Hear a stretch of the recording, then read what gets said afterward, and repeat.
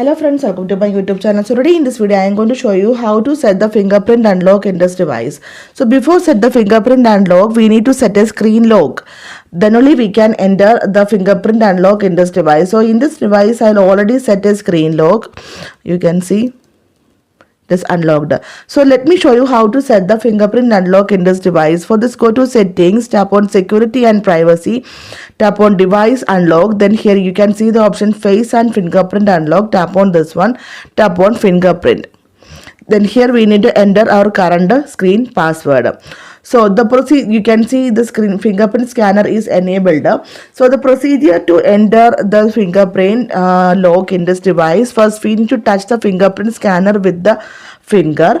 Then when the fingerprint scanner detect your finger, then you will feel one vibration.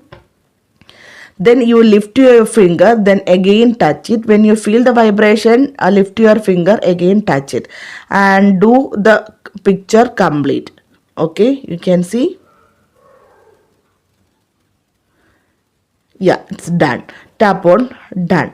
If you want to enable your face unlock, you can enroll it, otherwise cancel it. Now let me show you how it works.